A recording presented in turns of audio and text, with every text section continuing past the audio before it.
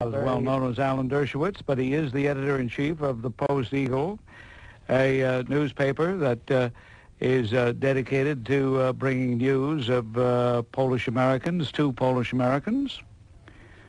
And as a result of the remarks that Alan Dershowitz made about Mr. Grabowski, I received this letter. Heard your talk show yesterday, Thursday, August 29th at 5:57 p.m. with the circumcised Nazi Dershowitz when he attacked me viciously and deliberately lied about me. I hate the Pope. I hate Catholics. I've never been on any talk show other than yours. Once again, this buffoon put his foot in his mouth. He has that disease of all buffoons, constipation of the brain, diarrhea of the mouth, end of quote. He refused my challenge naturally. I'd make mincemeat of him. Since he maligned me on your show, I demand equal time to rebut his lies. You owe me this. Awaiting the day to appear on your show so I can let my readers know when to tune in. Signed, Chester. Well, I don't owe Chester anything, but I did feel that it would be perhaps interesting to have him respond. But what is he responding to? Here is the actual reprise, the actual tape from the 29th, from August 29th broadcast. Here it is.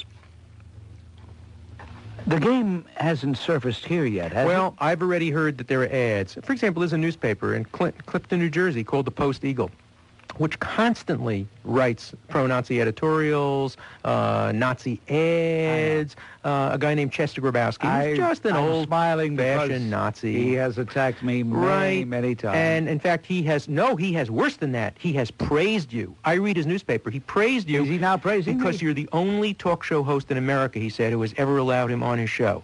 And he praises you, and you're probably the only. I wouldn't take that as high flattery, but I would defend his right to speak, but I wouldn't put him on the show. Would you appear with him if I were? Would you appear? No, I with wouldn't. him? I wouldn't dignify that. You kind wouldn't of, appear with him. Thing. I mean, I would defend his right to speak, but I have no interest in sitting in the same show with him. And he has no ideas. I mean, he hates the Pope. No. He hates the Catholic Church because he thinks they're now toadying up to the Jews. All right, that's it. So here you are. You're sitting in the very same seat Mr. Dershowitz occupied last Thursday. How do you feel about it? Not too well if I'm sitting in the same seat.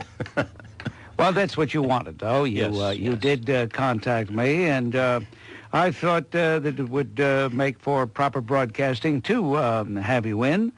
And here you are. You seemed more shocked than anything else that he made these charges against you.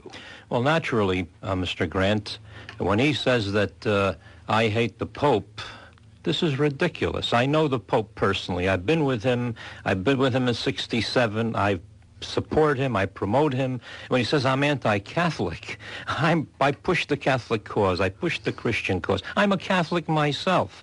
I mean, this man shoots from the hip. He is, as I say, the diarrhea of the mouth, constipation of the brain, and this man has finally overstepped himself because with his book, The Chutzpah, all through the country, as he goes around, he never mentioned me. Although on page 160, 61, and 62, he attacks me viciously, following by Buchanan, Pat Buchanan. Pat and I are in the same boat with Mr. Dershowitz. And now he let himself out. He came on your show, and he attacks me with this stupidity. And then he says, you're the only man that I was whose show I was on. Again, I've been on a Buddy Canchi show up in Providence, Rhode Island. I've been with shows out, Jack Walters in Reading, Pennsylvania. I've been on shows in Pine Island, Florida. All the biggies, all the biggies. I have my television shows, too. So this is why, and if I allow this to get by, people really think that I'm anti-Pope, and I'm not anti-Pope, and I'm not anti-Catholic. And I would say this to the listeners of your show, Mr. Grant. Although I don't want to push his book, and I tell the people, beg, borrow, or steal it, but read it, but don't buy it. Don't add to his coffers, because if you go into chapter 130, and you go on for about 30 pages, this is the most vicious, vitriolic, anti-Polish, anti-Catholic, anti-Gentile chapter that I've ever ran across. I've got the book in front of me, and I have the various lines marked out. In fact, in one of the pages, he says that what the Nazis did not accomplish, the Polish people accomplished. In other words, we were collaborators, rather, the people of Poland. And also, he went on to say that Poland is the most vicious anti-Semitic country. He attacked our Colby, the man who died for another man. He attacked the Glemp, which he's going after when Glemp comes over here. He went after just about every person in Poland and Poland in general. He smears the whole Polish nation with the brush of anti-Semitism. I don't buy this anti-Semitism. He can't scare me with anti-Semitism because I'm pro-Semitism. I'm pro the poor Palestinian, the poor Arab, and the poor, decent Jew who is a Semite. You know, what he's done with this book, Chutzpah, is pushed back the relationship between the Polish and the Christians with the Jewish people. Because even his own Jewish Congress, you notice the clippings, I have a mess of clippings here, where the people attack him and say he's ridiculous. But he's ridiculous anyway. I wish he would come aboard, but he won't come to me because I have the facts and the proof. I did talk to him on the air. I asked him that question, and I did talk to him afterwards as we were gathering our things and proceeding out of the studio. And I did ask him again if he would appear with you, and he said, no way. Has he ever met you? No, never. I see. And I see a photo while I was talking, ladies and gentlemen. Mr. Grabowski handed me a photo taken with His Holiness Pope John Paul II, and the photo was taken by l'Osservatore Romano, Città del Vaticano, which, of course, is Vatican City. So, indeed, you did have an audience with the Pope. You seem to be showing him a copy of your newspaper. That's right. I traveled with him 3 years ago in Poland as well. All right. Mr. Grabowski, let's quote from Chutzpah, the page 146, from Alan Dershowitz. When the war finally ended and the Germans retreated in 1945, the few Jewish survivors emerged from their hiding places in the sewers, the forests, and the makeshift bunkers.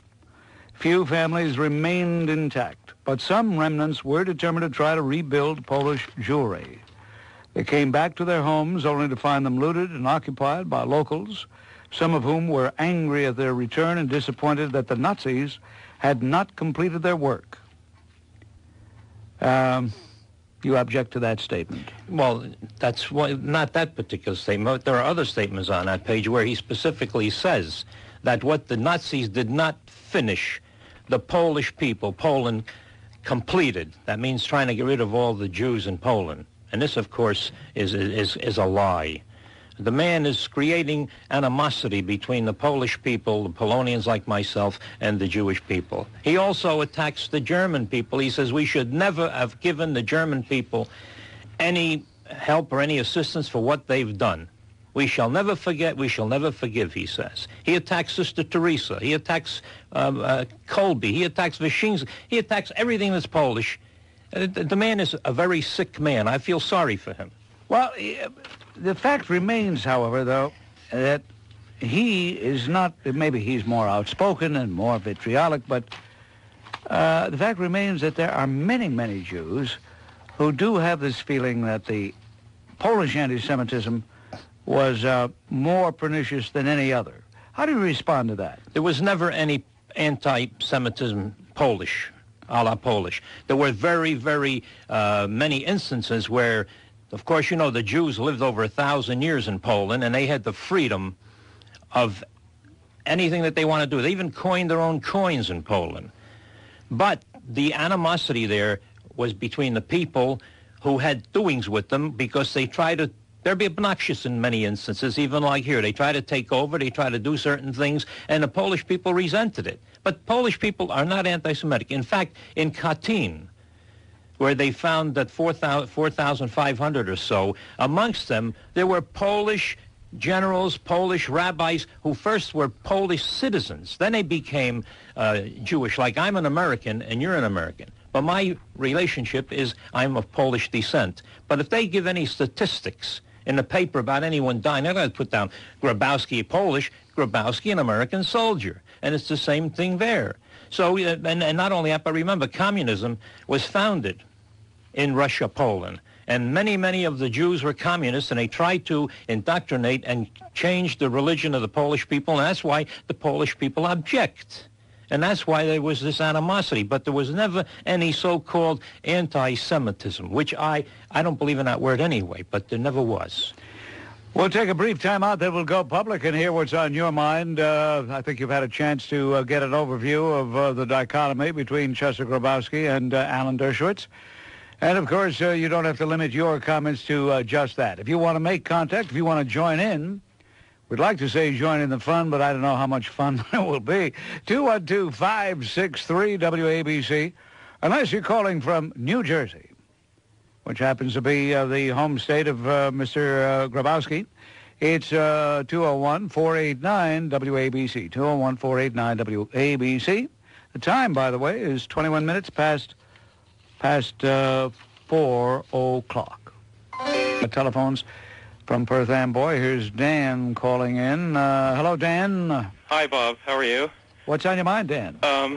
I'm not sure I've exactly ever heard of your guest or his newspaper, but I was wondering if he could comment on the anti-Catholic attitude of Dershowitz in his treatment of the nuns in Poland, and what Bishop Joseph Glemp said about him, and also Dershowitz's threat to have Glemp arrested if he ever stepped foot in this country. By the way, before Chester Grabowski answers that question, Joseph Glemp has announced that he will be meeting with Jewish leaders when he arrives in this country, and I believe that he is meeting with them in order to, in order to try to salve a lot of wounds, Chester. Right? Yeah, and it's a shame that there are going to be demonstrations against Glemp. I can see that. Knowing Rabbi Weiss and knowing Dershowitz and knowing... You mean Avi Weiss of yes, the one that I was on here Riverdale. with you, Yeah, right. okay. And Mordecai Levy and a few of the other nitwits, they're going to do something, and they're going to hurt the Pulaski parade. I even wrote to the cardinal, I said, don't come, but he's coming. But as far as this gentleman goes, I was with Sister Teresa 2 years ago, and the convent is not on Auschwitz. It's not on Oświęcim, on the camp. Right. It's off the camp. And Sister was very upset, and she said, as far as they're concerned, they're going to stay there, no matter who tells them what, because this is Polish soil. These were Polish people who died as well as Jewish people. In fact, most of the Jewish people were Polish citizens. Right. Because they were born in Poland. And if you're born in a country, this is what you are first. And he calls the nun, I have a clipping here which I have with me. He calls Sister Teresa as a bigot, and he hopes that her soul will change as far as the Jewish people go. Well, Dershowitz is such a hypocrite. He doesn't respect Glemp's right to freedom of speech within his own territory, even. I mean, as I understand it, Bishop Glemp made the statement in a church. That's right. And in Poland, and well, he did send out a letter, but that's neither here nor there, because the story that I have is that Cardinal Glemp will meet with various Jewish leaders, and that Cardinal Glemp has ameliorated his statement, has in effect apologized, even though some people like Chester Grabowski feel no apology is necessary. That's true. right. As far as your remark, though, about the nuns said they will never get off that territory, I was in Poland. You don't know, maybe you don't know this. I was remember. in Poland last year. I follow you very religiously. And I did go to Auschwitz, and I you did saw talk Sister to a gentleman, we called him Teddy, a Polish gentleman who told us that they are going to vacate that territory in 1992, the nuns are. I talked to Sister Teresa, and I talked to the horse's mouth, so to speak. And they're very upset. And They're going to stay? if they said that they're going to stay unless they are bodily carried off. Oh.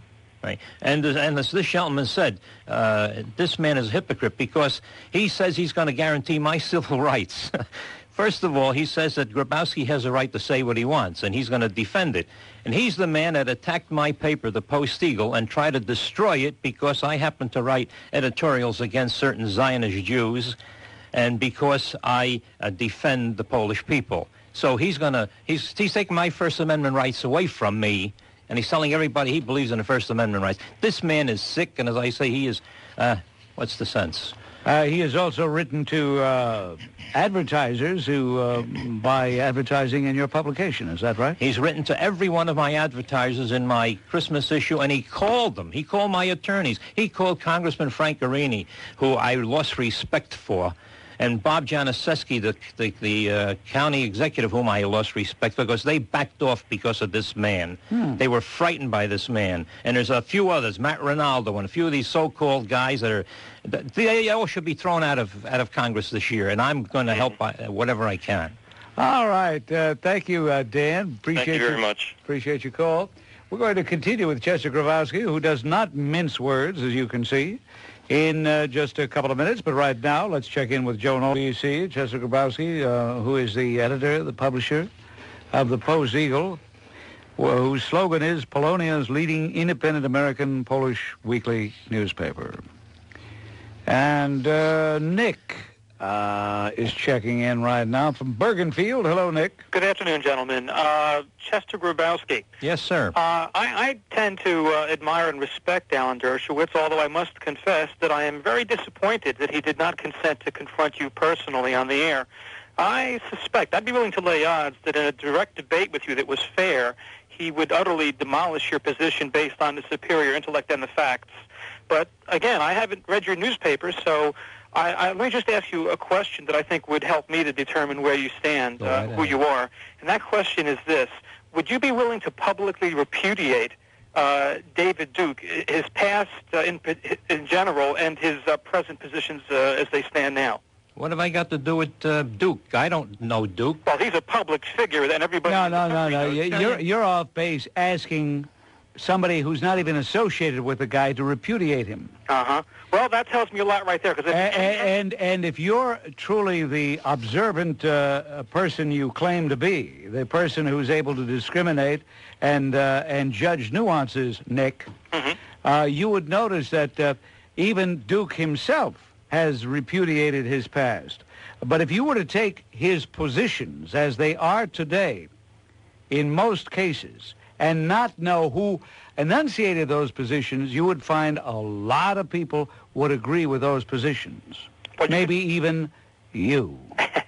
Well, I wish you would repudiate even his present position. I think David Duke appeals It's to not, the you know, this is a red herring issue. David Duke is not the issue. Alan Dershowitz and Chester Grabowski and their dichotomy, that is the issue. All right, let me ask you this question, Mr. Grabowski, Sure. then, to see if I can, where you stand. If you, I don't know if you have any daughters or not. I have 2 daughters and 3 sons. Okay. If your daughter were to come up to you and say to you, Dad, I've met a wonderful man that I'd like to marry. He happens to be... this is ridiculous. This is absolutely ridiculous. Well, let him continue. I'll answer him. And the man happens to be both Jewish and black. Would you bless the marriage? Let me tell you this. I am an American first of Polish heritage. I cannot tell my children what to do. If my daughter wants to marry a Jewish fellow, it's entirely up to her. Who happens to be black? What is your background, Nick? Let's find out a little something about you and what makes you so weird. No, I'm an Italian Catholic. Really? Yes. But you also have a serious problem, Nick. You really do. You have a serious problem. And that problem is you want so desperately to be considered an intellect, you think the only way to be considered an intellect is to become a bleeding heart liberal who is not able to discern the difference in nuances between points of view. Well, I think... In other words, what you are is a Gavone at heart who would like to graduate out of the Gavone category. Well, I hope that somebody who knows Dershowitz is listening and that they can prod him to debate Mr. Grabowski. I think that would be the right thing for him to do since he did publicly criticize him. Nick, so in that respect, I agree with you. Nick, don't demean my intelligence. I'm a lawyer by profession, too. I graduated Seton Hall. I have a doctor's jurisprudence. A lot of people are attorneys who are hacks. But I'm not practicing, okay? Well, Dershowitz is first-class attorney, and I think in any court of law he'd probably beat your pants off. That's your opinion. Anyway, Well, the guy is obviously prejudiced against you and prejudiced in favor of Alan Dershowitz because 3 times now he has said how he would beat you in a debate. 3 times he has said that. So you're prejudiced, Dick. You're right. I from what I hear of Mr. Grabowski, and since he refuses to be very specific about his positions on race and religion, I tend to suspect that what Dershowitz is saying may in fact be true. That the man is in fact a bigot, if not a gross one. Is it possible? Is it possible that Dershowitz, although he probably doesn't think so, is it possible that Dershowitz is also a bigot? Is it possible that Dershowitz is guilty of being bigoted against Poles? It's possible, and that's why I'd like to see them debate. I really okay, thank you. That. The guy's a broken record. Steve, you're on WABC. Hello. Yeah, Bob. Good afternoon. First, I want to answer the last caller's thing about making a debate between Alan Dershowitz and whatever his name is. His name is Chester Grabowski. Whatever, Chester.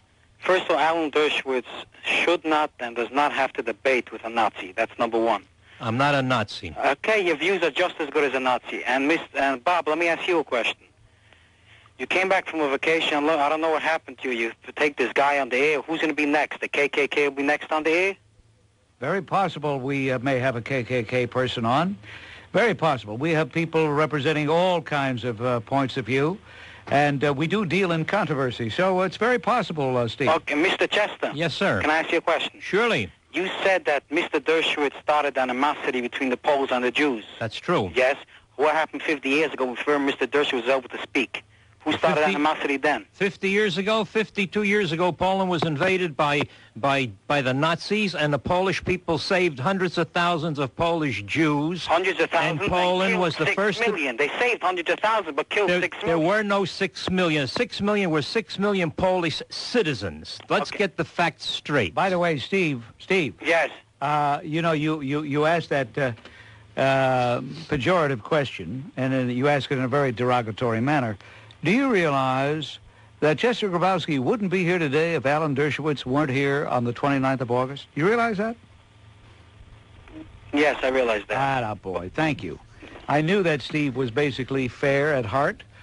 Mel, you're on WABC. Hello. Mr. Grabowski. Yes, sir. The facts just bear out what Alan Dershowitz stated. In fact, he understated just about everything.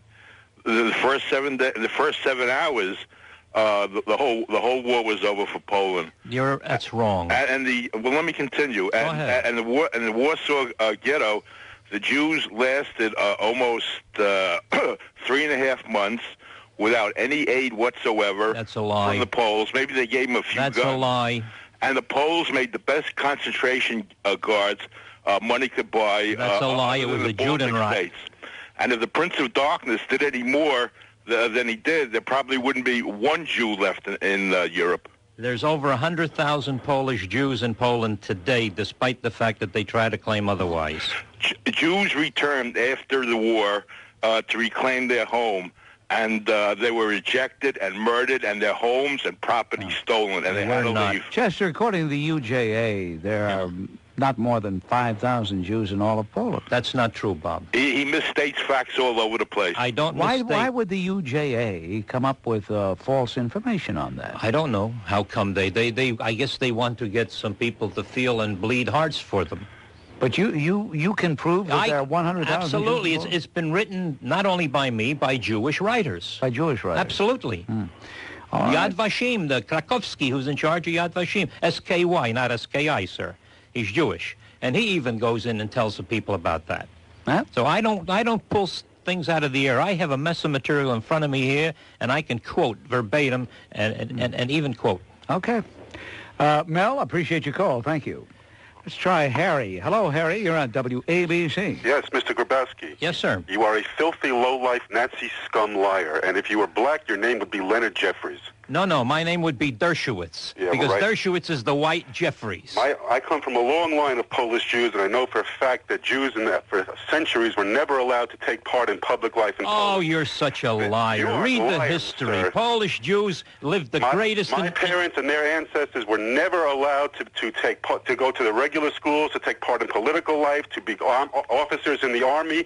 They were like the blacks under the Jim Crow laws around the turn of the century in this country. First of all, You your are a parents filthy liar. your parents were not in Poland because Poland wasn't on the map at My that time. parents For your were in information, Auschwitz. they were either Russia, Prussia, They were or in Austria. Auschwitz. They were outside of Krakow, and they were taken to Auschwitz, But and yes- they survived.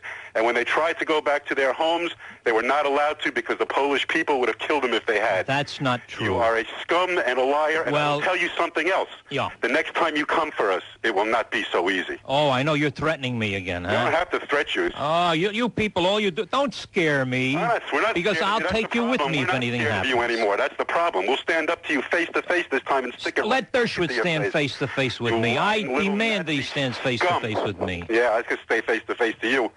Spit in your face. I'll go. All right, on WABC, the antipathy, the hostility, the hatred that this man, Harry of Queens, has for you came right through the telephone. Yeah, I felt it right through my bones. You don't seem to be upset about that at all. I'm not, because I'm used to this nonsense and to these lies and distortions, and I will not be compromised with the truth. And the truth, what he says, is not the truth as far as Poland. Polish Jews lived the greatest in Poland. They had their own coins. When they had the various pogroms all over the world, when they had the people, like in Spain, they had to become Christians who were Jews. Poland was the only country that allowed the Jew to practice his religion, and everybody else. It was the only democratic country, so to speak. Listen to me. Read books. The books are there. We're going to take another brief time out and catch our breath, and then we'll continue on WABC. Welcome to the You are ludicrous. You mentioned books. I have in my bookcase right here at my left hand just a few of the many books. The Holocaust by Martin Gilbert, who was Winston Churchill's biographer, official biographer. The Holocaust. The Wiesenthal books. Inside the League. The Nuremberg trial transcript. 6 file drawers I have. You're ludicrous. You must be a Nazi, because there's no question that the Poles, the Ukrainians, the Lithuanians, the Latvians were the worst murderers in the world, the worst torturers in the world, and they deserve many generations of torture themselves until they become what we call Menschen, till they become human beings. You can't deny these testimonies. You can't deny the Nuremberg trial scripts, the Wiesel Holocaust book. You want it quote from books? I'll show you book after book, and I'll debate you any place in the United States. And I'll quote you books that go contra to what you say. And I'll debate you anywhere. You are a Nazi. Your mind is Nazi. Your mind is Nazi. You're probably another one of those. Who are murderers. You circumcised Nazis yourself. No. Your mouth should be circumcised. You're too. Because you're talking, you know what you are? What am You're I? a rectal ventriloquist. Oh. You're parroting Hitler's words. Words. From his ass to your mouth. Did you read Chutzpah? That's the Mein Kampf. That's the Mein Kampf of Dershowitz. You are a mental ventriloquist, I told you. From Hitler's rectum through your mouth. All right. On WABC, it's Gene checking in right now. Hello, Gene. Are you there, Gene? Gene, are you there? No, Gene is not there. The truth hurts. Gene maybe didn't want to get hollered at or whatever. Mike is on the line right now from New York City. Hello, Mike. Yeah, good afternoon. I have a question. Now, Mr. Grant, I seem to be very upset by the fact you can have someone not as ludicrous, someone so filled with stupidity as someone like this. And I think that you're a creep for having someone like this on your air. It's a waste of everyone's time. Well, then why are you bothering calling? If it's a waste of your time, why? I want that all the you know, if you really... No, you be quiet and listen to me. Listen. I want all the other listeners to know what... Let me tell you something. You don't tell me to be quiet and listen to you. That's a no-no. That's an absolute no-no, Mike. I'll be happy to listen to you, but you don't tell me to be quiet and to listen to you. You understand? You understand, Mike? You understand that? Are you there? He hung up. Now we got people walking in the control room. See, that means you really are doing what we're supposed to do here, and that is to stimulate thought. But I have to laugh at these people. They're complaining that you're here. They forget you wouldn't be here if Alan Dershowitz didn't attack you last week. You're right. The last thing in the world I had in mind was inviting you in. Ah, dear me. Sam, you're on WABC. Hello. Hi. I consider myself politically a strong conservative on the right, and I, by and large, disagree with most of the things that Alan Dershowitz says. I do feel that Mr. Grabowski harbors anti-Jewish feelings. Before it was implied that, the two things connect, being a liberal and feeling that way about Mr. Grabowski, they really do not connect. I don't feel myself a liberal at all, and I think that the evidence that I see shows that he is anti-Jewish. I would just ask him to describe the 1946 pogrom in Kielce, Poland, where the Nazis had been already soundly defeated, and the Jews returning to their homes were bloodily massacred by the Poles. Would you comment? I certainly will. There's been many instances and many versions of this, but you don't understand. Let's hear a few. Pardon? Let's hear a few. All right. Give me a chance, huh? You don't understand, or maybe you should understand, the fact that Poland, when Poland became, well, it wasn't free, because in 1940, 44, 45, when it became a country again, it was part of the Lublin government. And the Lublin government were communists. They were communists, and they kept on creating this animosity, and it was not the Polish citizen, it was the communists who run the Polish government, and a lot of them are still there, who created situations like this to create animosity between the Polish and the Polish Jewish. But you say that the Polish communists are Jews. Why would they murder themselves? I didn't say that. I said some are. I didn't say all. I don't smear everyone with one brush. Some of them. Let me tell you one thing. Let me give you a little preamble to this before we go any further. To me, I feel very bad for the decent Jewish person, and I know many decent Jewish persons. I've been with them, I've lived with them, I work with them. Some of your best friends are Jews. Probably. No, I don't say some of my best friends. Some of my friends are. I see. And I've traveled with them, and I know their mentality, and I've worked with them, and we always got along wonderfully. And that's why Dershowitz has pushed these people back. If you read his book... Could we get back to Kielce for one moment? Do you know how many people died there, some of the versions of what happened? They said all kinds of versions, all kinds of figures. But the important thing is the fact that this was not initiated by the Polish citizenry. Who was it, the French? It was initiated by the communists who were running Poland at that time. Well, according to the information I have, there were 1,500 who were killed in 1946. Yeah, that was another one, Bob. 1,500.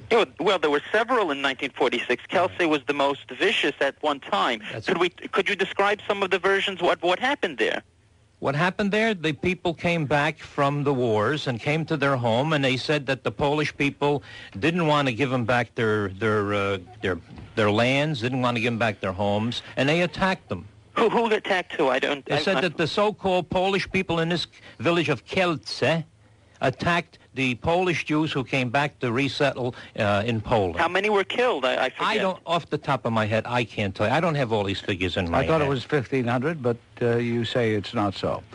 At any rate, Sam, thank you for the call. Thank you. It's now Ed calling from his car. Yes, Ed. Yeah, thank you, Mr. Grant. I've been listening to Mr. Grabowski, and having recently read the book, it seems to me he started making partial quotes or starting to comment and then not finishing. And while on the surface I disagree with his position, I think the invectives used by the previous callers are counterproductive. I agree with you. It makes sense to hear both sides so I can make an intelligent decision as to whether or not I believe either side of the argument. And as such, I'd like him to comment on a few of the statements he made. First of all, Mr. Dershowitz seems to document the statements made by the Cardinal to the effect that the Cardinal accused, I think of a paraphrasing, but a close of a quote, a rabbi and a number of students of attacking the nuns, which formed the basis of the libel suit brought by Mr. Dershowitz. Now, does Mr. Grabowski agree with that statement or not? I agree and disagree. I was there, and the rabbi with his students came over there, and he violated sanctuary. He climbed the walls of the fence, and I was there. In that sense, he attacked. When you are told not to come in somewhere, and you go and you push yourself, that's an attack. Well, according to the book, they climbed the fence, I believe, and then started a prayer vigil, and then they were physically attacked. They were not. The statement made by the Cardinal was that the rabbi and the students physically attacked the nuns. Neither sentence is right, because they were not attacked. What happened when they climbed the fence, and if you know the place like I know, you have to go so many feet up the stairs to the door of the nunnery. And when they got there, the workers start throwing water down on them to get them away from the place because they would not leave. So then the cardinal statement that the rabbi and the students physically attacked the nuns was an incorrect statement. They didn't physically attack, because the nuns were... No, that's not my question. My question was the cardinal statement, which Mr. Dershowitz is basing his lawsuit upon, a correct or fallacious statement. First of all, his sermon was in Polish, and when you change into English, you lose some sense of translation. And I can't say to you, I'd have to go and look this thing over word for word. I speak the Polish language. But they were not physically attacked, because the nuns are not allowed to leave the convent wall. They speak through a screen. So you're saying that if the cardinal did say that they physically attacked the nuns, he was wrong? If he did say that, this was not right. Okay. The next statement you made was that Mr. Dershowitz has threatened to arrest the cardinal. As I understood the book, the statement was that he had told the cardinal if he arrived, he would be served with process in a civil suit. When did he make a threat to arrest the cardinal? He said that when Cardinal Glemp comes here, he's going to serve him, and they want him arrested so he can appear in court. They said he would serve him with a civil process, and as I read the statement in the book, he wrote, the cardinal says, and advised him to advise his attorneys when he appeared here, he would be served with civil process. That's a big difference from being arrested. Well, I know that. But also, he said, and he threatened the cardinal that if we can't serve any papers on you, we're going to harass you. And this is what they did to Paderewski in 1912. You're changing your statement. I'm not changing. I'm telling you. You made a statement on the radio that... How are you able to conduct this? How are you able to conduct this interrogation while you're driving a car, Ed? Because I'm stuck in traffic waiting to get on the Brooklyn Bridge. Okay. Well, listen, we're glad we're making it go a little easier for you. Yeah. Thank you, Ed. Okay. All right. I'm tempted to ask you to remain. We've got so many people who... go ahead. Stay right where you are. Stay right where you are. Because a lot of people want to talk to you. As a matter of fact, they want to do more than talk to you. You realize that, I hope they're not waiting for me downstairs. Well, maybe they are. Maybe they are. Ladies and gentlemen, it's coming up to round number 3, and Mr. Grabowski is going to stay over because so many people still want to talk to him. The 29th of August, remarks made by Alan Dershowitz. You and Alan Dershowitz have been having this feud for quite some time, and there's no way it's going to abate.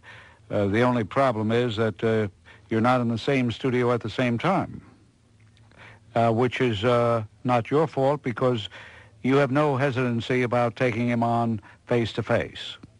Is that correct? That is correct. All right, let's get back to our telephones, and this time it's Max from the Bronx. Hello, Max. Hello, Mr. Grant. Yes. I'm a man 80 years old. I served in the United States Army. I came to this country when I was 18 years old. From Lublin, that guy, whoever he is, knows where Lublin is. He says there's no anti-Semitism. That man is a liar. He don't know what he's talking about. There was anti-Semitism every move, every step we took. There were on holidays, on their holiday. We won't even allow. If we went on their streets, they would beat the hell out of us. All right. Now, Max says that he tasted anti-Semitism day in and day out, and... what do you have to say about what Max said? Well, Max can say what he wishes to, and I still maintain that there was no so-called anti-Semitism. There was feelings by the Polish people who were Polish against the Polish people who were Jewish because of certain differences, because the Jewish people had their shtetls, their ghettos. They stayed away from the Christians. The Jewish people were merchants in most instances. The Jewish people, when it came, speaking of Lublin, to come to that area, when the Soviets marched into Poland on the 17th of September, the Jewish people, the Polish Jewish people, were waving flags and throwing flowers out and telling them, we'll help you get rid of the Polish people. So there was animosity on both sides, but it was not what they're trying to distort you to say it was anti-Semitism. That specific word, anti-Semitism, is not so in Poland. We'll take a couple of more calls for our guest, Chester Grabowski. And Shani is checking in now from New Jersey. Yes, Shani? Yes, I have a grandma. I'm Jewish. And I have a grandmother who lived in Poland at the time of the Holocaust. Now, she was lucky enough to get false papers, and she managed to work in Poland in a factory. Now, she told me, she tells us these stories about the Holocaust, and she told me that her Polish coworkers, they reported her to the Gestapo. Luckily, she managed to get away with it. She managed to talk her way out of it. But she said that she had to flee Poland to go to Nazi Germany because she felt that all of her coworkers and all the people in Poland, at every step she took, they wanted to report her. And she fled to Nazi Germany. All right. Can I answer that? Sure. Go ahead, Chester. I want to ask you a question. Is that your grandmother? Yeah, she said her grandmother. Ask your grandmother, where did she get those false papers from? Where did she get all those things? She got them from the Polish people. The Polish people were there to, again, save her grandmother. Sure, there were certain instances where some people disliked each other, but she got her papers, and she got them right from the Polish people. She got it from her brother, who managed to smuggle it into the country. He smuggled it into the country? From other Polish people, maybe. Well, you know, people have all kinds of stories, and I wasn't there. I'm an American. I'm born here. My parents came from Poland. There were 9 Grabowskis that died in Katyn. My first cousin died under the Nazis. A number of my cousins died under the Soviets, who took 2 million Polish people and sent them to Siberia after they double-decked Poland when Hitler invaded Poland September 1, and it took them 30 days to take Warsaw. And what does that have to do with this topic? The topic is the fact that the Polish people helped all they possibly could, everybody. By reporting them to the Gestapo. Well, that's you know, that's what you're saying. I can't say yes, I can't say no. I don't know. Shani, thank you for the call. Mario, you're on WABC. Hello. Are you there, Mario? Yes, yes, Bob. Yeah, go ahead, please. Grabowski, I would like to first commend you on having the courage to defend your people against these attacks and slurs by this little snake Dershowitz, who's nothing but a Christian-hating son of a you-know-what. He is the biggest bigot there is, and all he does is call other people bigots and anti-Semites. You know, he's nothing but a liberal, anti-Christian, Polish-hating, Spanish-hating. I saw him on a program where he was talking about the Spanish Inquisition, or how the Spaniards killed all the Jews, but he forgot to mention that the Jews had lived in Spain since the time of Christ without any problem. No, they didn't live in Spain since the time of Christ, pal. They lived in Spain during the time when the Romans occupied Spain. There was Jews living in Spain already, and when the Arabs invaded Spain, a lot of Jews, not all, a lot of them collaborated with the Arabs, who killed and murdered millions and probably hundreds of thousands of Spaniards. Nuns and priests were hung by the Arabs, the Moors. Why in 1492, you could look it up if you don't believe me, why in 1492 did Queen Isabella and King Philip, King Ferdinand, why did they expel the Jews from Spain? It wasn't only Jews. It wasn't only Jews. It was also the Muslims. It wasn't, right, it was Muslims, it was Jews, but every time you mention the word Jew, well, it's a special issue. There was Muslims expelled, there were Protestants expelled. There were no Protestants in 1492. Thank you, Mario. Chester Grabowski, thank you for coming in. Here's your material on Mr. Dershowitz. I'm sure that one day you will smoke him out, and if you want to smoke him out on this program, and if anybody who knows Alan Dershowitz is listening and he would like to make a return visit and this time confront Chester Grabowski, the invitation is open, the door is open to have this face-to-face confrontation. On WABC, the Bob Grant program at 17 minutes now past 5 o'clock. When money is